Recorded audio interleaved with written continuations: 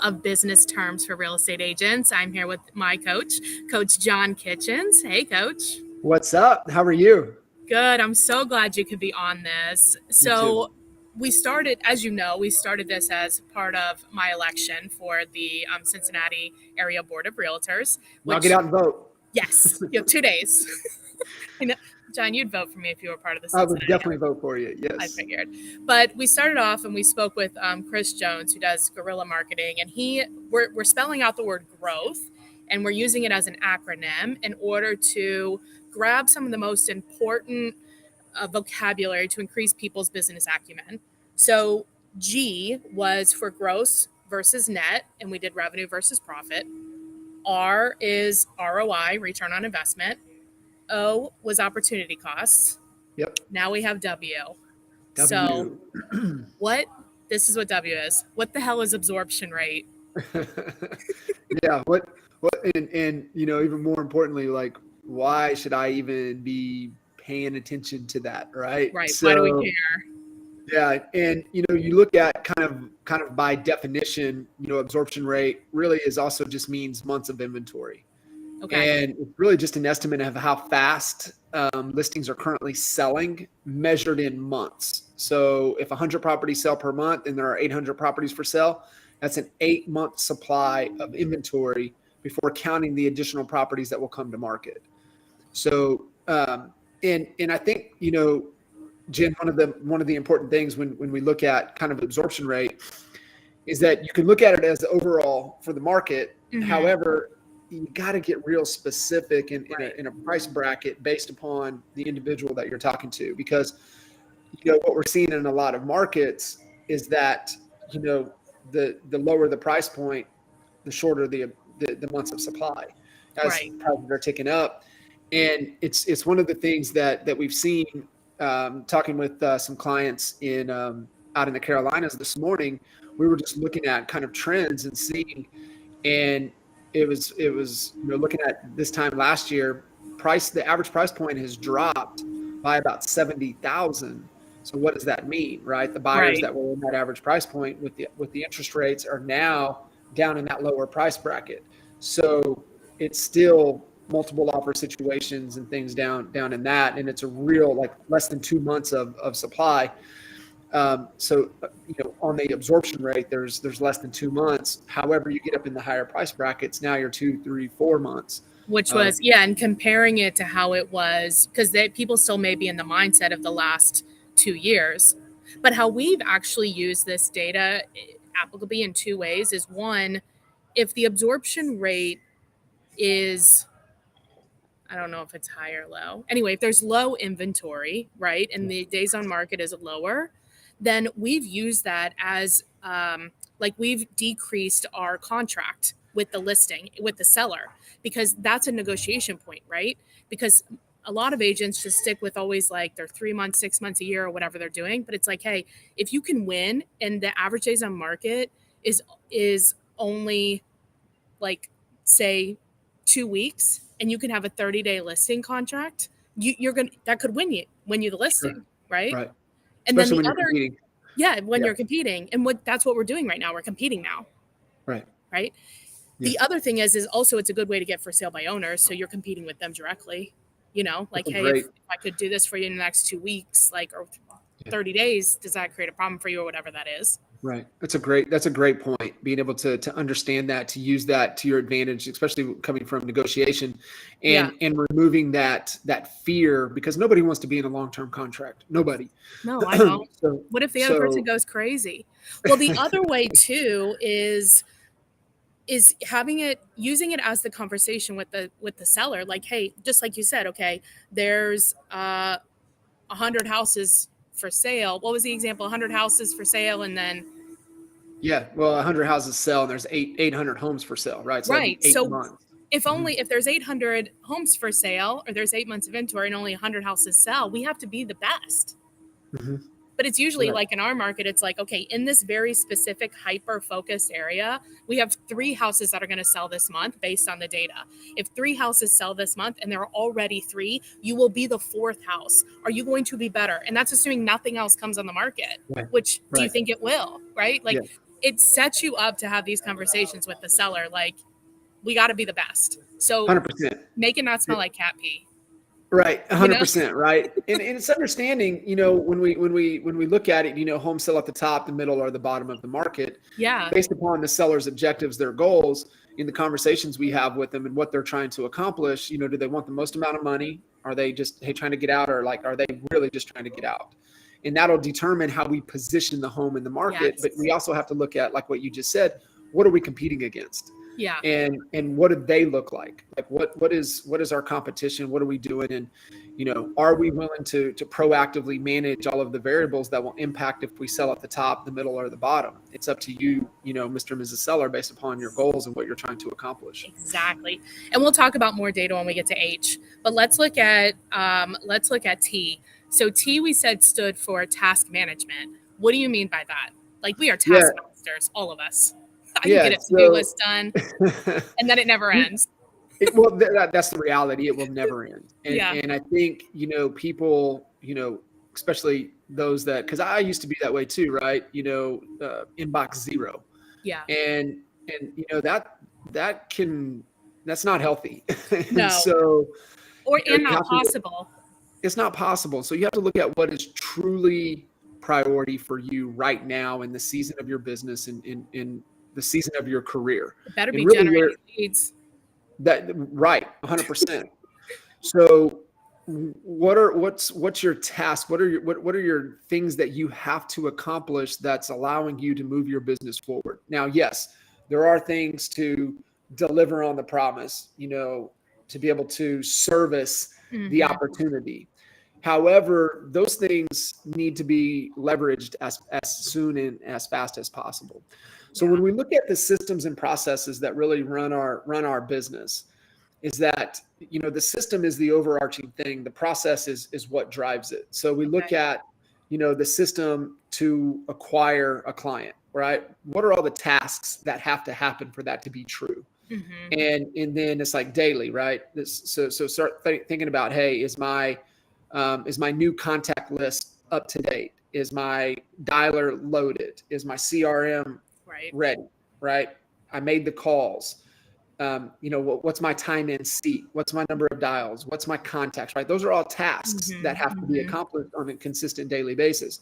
And then you even put it on the administrative side when we're servicing the opportunity, and you look at the contract to close piece, and then everything that has to go through there, right? A new file comes in. What happens? That's a task. Who gets notified? That's a task, right? So you just start going through all the tasks and the task management. Right. And so you just have to prioritize those tasks based upon really what is your responsibility in the organization. And so if you're a driver, if your responsibility is revenue, then what are all of your tasks on a daily basis that you need to do that's creating opportunities so that sales can go turn them into cash, right? When you look at, people want to be like, oh, these roles and responsibilities. Let's keep it real simple. Marketing's job is to create opportunities. Sales' job is to take those opportunities and turn them into cash. Period. That's it. Yep. Keep it that simple. But there's tasks that have to happen for that to be true. And that's where you need to prioritize. And I know you see it. I see it with agents. They get their tasks out of priority. And most of their tasks that they're checking off doing daily, they don't equate to driving revenue and new business and new money for your business. Well, they're doing like service-based tasks, like they're servicing instead of grabbing the opportunities. And I know that's something that you as a coach specialize in building out teams. And this is like the ground zero for building out a team and an organization that you want to do. Otherwise, you're just an admin for yourself and you're stuck on a roller coaster forever, right? Yeah. It's like you generate leads, you do everything you're supposed to, you get the leads, you stop generating leads, you service the leads, and then your income goes, then you have no leads. It's like you're like a roller coaster agent, right? Yeah, you're just the roller coaster agent. You pedal real fast, real hard, get all these opportunities, and then you go into service mode and then you stop pedaling, and then you're like, oh shit, and then you got to pedal again to get some more opportunities, and then you go back into service again. So so it's a mess. And exactly to your point, if you don't want to be a mess and you don't want to get motion sickness from being on the roller coaster, working in order of priority, setting your team and your group up so that you can focus on your job. Right. One more thing, Jen, on the importance of task and task management. And everything, when you break everything apart, everything has tasks that drive that to completion. So Mm-hmm. other than client acquisition, I believe the most important process to have in your business is a hiring and recruiting process, Mm-hmm. because you're always one who away from taking your business to the next level. Yeah. And what is your process to get clear on what that person is, who you're looking for, Mm-hmm. their roles, Yeah, like responsibilities, what how are they you're going to supposed to measure do? Right. success, Mm-hmm. and how you're going to write the advertisement. What's the process that you're going to run them through to determine how many interviews are you going to go through? What's your core value? What's your skills? What's your desire? What's your, and then when you bring them in, what's your first 2 weeks of onboarding, right? Those are all tasks. Right. So one of the things when you look at tasks is that you have to go and you say, who's doing this by when? What's the Mm-hmm. deadline? Who's doing this by when? And in two, some of the tasks that we see sometimes that kind of stall out, and you're like, yeah, what goes in what order here? Well, if we're not driving for a specific process, one of the tasks that has really helped us is that we always put a dollar amount next to it. Oh, So that's a good tip. if I check Yeah. this task, Mm-hmm. it could equate into X number of dollars. Yeah. So if I get my 2 contacts today, for example, and I know I need 10 contacts to get a contract, I'm just throwing Mm-hmm. out simple numbers. Right. And then so 2 contacts, I need 10 to equal a $10,000 paycheck. Well, Right. what's my 2 contacts worth today? Right. One of the ones that in most agents are going to be like, well, what the hell is that? It's a price reduction. So Yeah. one of the things that we would do, because we would always dread Price making price improvement, I thought we reductions. were calling it. Yeah, price Yeah. improvement. So, but we would put a dollar amount next to it. If we got it repositioned in the market where we believe it would sell, what is that check going to be worth? Yeah. So we're like, man, hey, if I can get this deal to sell, it's 15,000. We're like, no. We need to reposition it so we can get it sold. It's going to be worth 10. But you put on that task, you put a $10,000 amount to have a conversation. I'm going to be fucking motivated to have a conversation for Exactly. $10,000. And Exactly. sometimes that's where people get mixed up, and they're just looking at this task sheet and they're like, what do I do? And they're going to Jen, do what do the I do in easy thing. order? They're going to be Right. post on Facebook, or they're going to do something simple instead of Yeah, having the $10,000 conversation. They're going to exactly. be something that they're paying the VA Yeah, $6 an hour to do, you know? exactly. I like Exactly. this. And you have like Exactly. a ton of, I mean, in working with you, you have like a ton of forms. How, and I still want to go to H, but I do want to stop here and just talk about like, how do people get into your world to get those systems set up? Like, is there a best place to go for that? And then we'll move on to H. The best place to go. We're at John Kitchen's Coach everywhere, Jen. You Okay. can just go straight to the website, johnkitchens.coach. Go book a call. Go book Yeah. a call with our team and really see, where you would be the ideal fit of where we can help you go deeper with your business and Mhm. really help you get clear on what it is that you want Well, with that's your half business. the battle, right? Like, we're Right. not living our lives in order of priority, and we're definitely not working in order of priority. Right. Well, and not designing the bit, and right. It's a creative world. Yeah. And, one of the things that makes us unique is that we're really all about designing your business to support your life. You're living an example of it. Yeah. Like you are living proof. Yeah, I know. I'm in Portugal. That building looks really gross, but it's not that bad, like in real It looks life. awesome. So you are the example.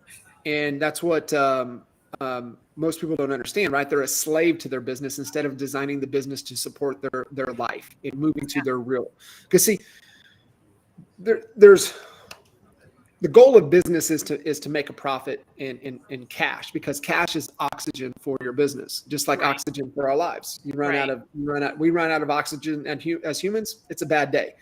Yeah. You run out of oxygen, you run out of cash for your business, it's a bad day.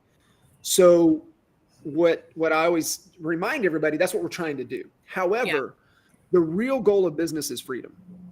And Yeah. if you are We forget that. if you're not moving to your idea of freedom, then you've designed your business wrong. But You that's where are a coach comes in, because like in working with you, like you're just, well, for me, you're just straight to the point. I don't know if that's how you are with everybody, but like for me, you're definitely like what you're saying and what you're doing is not matching. Like, we've got to work that out. Whereas in my head, if I didn't have you checking me, I'd be like, still in this unhappy place, right? Like Yeah. still trying to do something instead of actually doing something. Yeah. Yeah. And it's so important. And, Yeah. I mean, you are kind of the poster child of how you design your business in alignment to your freedom. And, I mean, you're in Portugal. We're having this conversation. Okay. Your business hasn't stopped. Your business is still No. growing. Yep. And that's, Yeah. that's, that's really the goal. Let's move on to age. So age, we had to get housing trends, of course. So we did talk about like absorption rate, but what is another housing trend that we need to watch in order to better service our customers and set them up for success? Yeah, the one that we typically like to pay attention to is our pending ratio, and it's just kind Okay. of that list of pending ratio, and it's just a measurement of how fast properties are going under contract versus how fast they are being listed. And so what that indicates, Jen, is really supply and demand of the market, right? Let's go Yeah. let's go economics 101. Yep. It's always supply and demand. Yep. So a high ratio on our pending ratio means that listings are in demand and quickly going to Yes. contract. Yes. Low ratio, there's not enough qualified buyers for the existing supply. So it's really one of those trends, one of those things that we're always looking at and paying attention to, But pending because is the key and it's it's not sold. Yes. correct, Can you correct. explain that a little bit? So pending is, we have an active property on the market. Pending is that we have an agreed upon contract. It's in Mm-hmm. the stages of, it's in escrow, it's in contract, it's going through the due diligence phase of getting it to the closing table. Right. So there's that period of time, and so that's kind of what we're really looking at. We're just really coming down, right? Economics 101, supply and demand. Yep. And most agents, they just don't understand that. They just don't know what that means. And so that really is a huge indicator that we need to be paying attention to. I think the other thing too, Jen, that we also want to be paying attention to, we can look at supply and demand, but we also got to look at jobs, right? What's Okay. going on in your market, Mm-hmm. with jobs. I had a conversation with an agent in Amarillo, and they were talking to they were having cocktails or something like with the mayor or one of the the influencers, the decision makers in the community. Mm-hmm. And he's like, yeah, man, we got jobs, and we're not going to be, we got so many jobs coming in over the next 24, 36 months. And here they are, they're like, well, you don't have any homes for sale. Right. Rental occupancy is at So an all-time high. So it's like, where are these people going to live? right. Have you thought about that? Right, exactly. But I think like what you said too is true, is that a lot of real estate agents, they don't really know these numbers. And a lot of people, they're watching this because you want to increase your business acumen. You're not really sure where to start. And it's like the good news is that it doesn't take that much to be successful. And it doesn't take that much to show the seller that you know what you're talking about. The bad news is it doesn't take that much. Right. Just these couple of little key things, and you're like heads and tails above everybody else. Yeah. It's the get keeping current matters. Yeah. Like let Steve Harney and his team, Bill Harney, let them do all the heavy lifting for you, because what they do is they go out and they do the research, and they provide the resources, the links. They're not just talking heads. They're not just, they have an opinion, they have an idea. They're speaking to the data and the information that they're finding from the true experts out there, as it really how everything impacts us. Yes, keeping current matters is on a national scale, regional, but then you can get in a little bit closer. Right.